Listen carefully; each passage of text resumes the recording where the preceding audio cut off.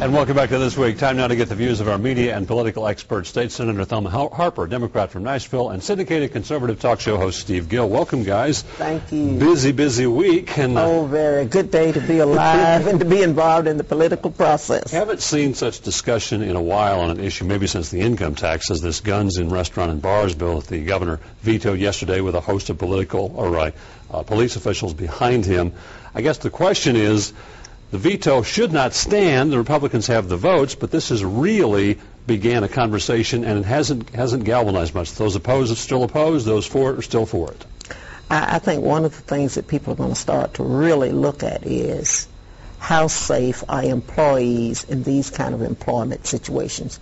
You know, we talk about guns in bars, but there are restaurants, family restaurants, who serve alcoholic beverages, and they're not a dive. So how safe do you feel going into a situation like that with your family and thinking you're going to be safe? And why would you need a gun anyway? And there's one, I know we're not doing advertising, but O'Charley's is a wonderful family restaurant.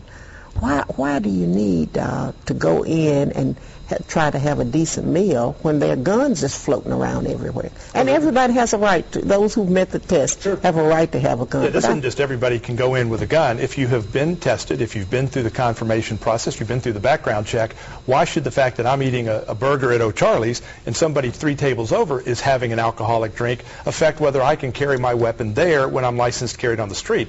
I think it's interesting that Governor Bredesen has vetoed this bill. I happened to see him at a restaurant not long ago. His security detail was there, and I suspect they still had their guns with them in that restaurant where they were serving alcohol. You can't use that as an example. Well, then they ought to leave their guns at the door. No, they should not. Environment. No, it's not. There are different standards for those. It's like the CIA or any of the rest of them. They should have their guns. If it's a safe environment, they don't need to have their gun in there to protect the governor. They're not going to.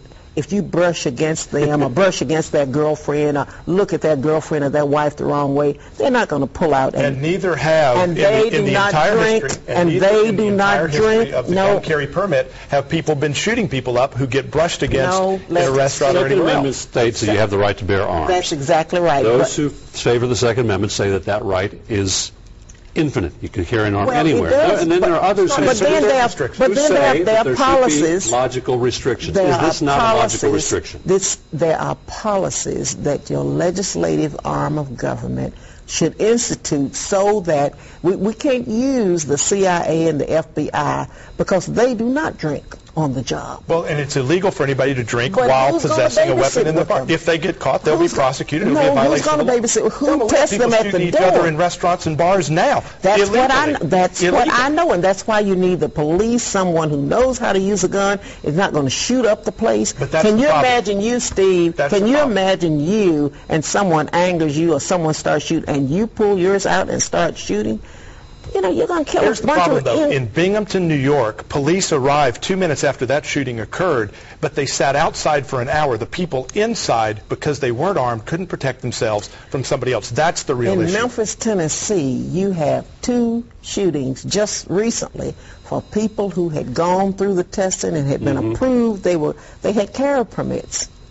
And with domestic violence, you have those who have been approved and they have carry permits, and people have to get warrants against them, protections because of that.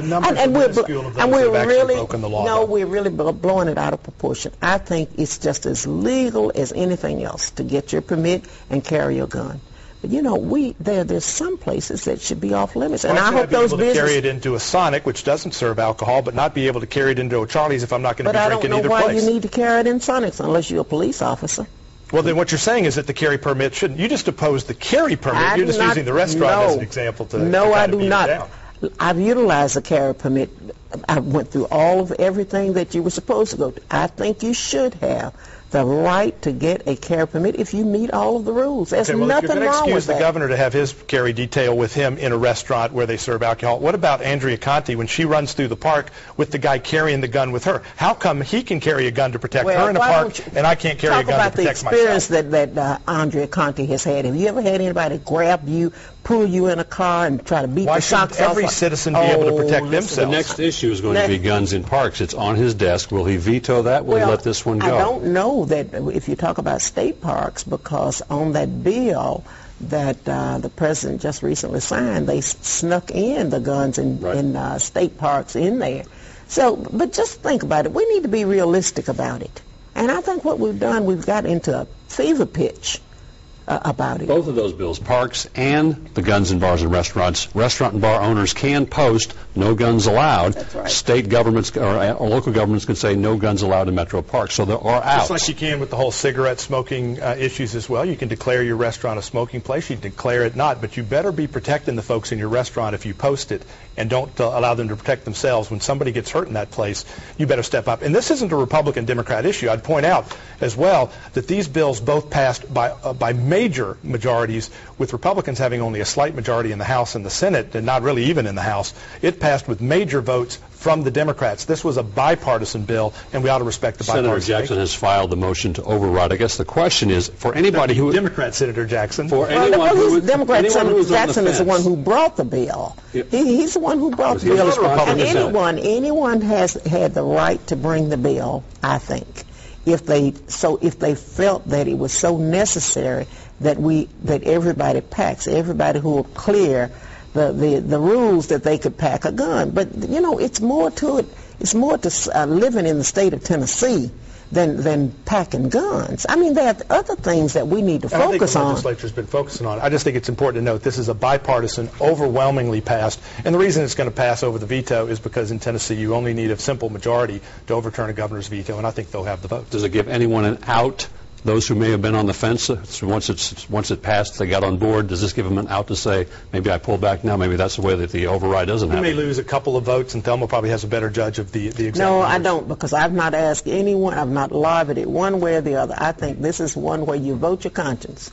If you feel that your constituents are better off carrying their guns into restaurants and bars with their families, then vote your conscience.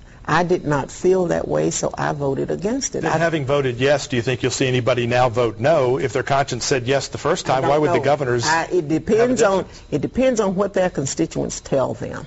We have to have you come back. We discussed one issue. We're out of time. State Senator Thelma Harper, Steve Gill, we appreciate your insight. You stay with us. This Week continues in a moment.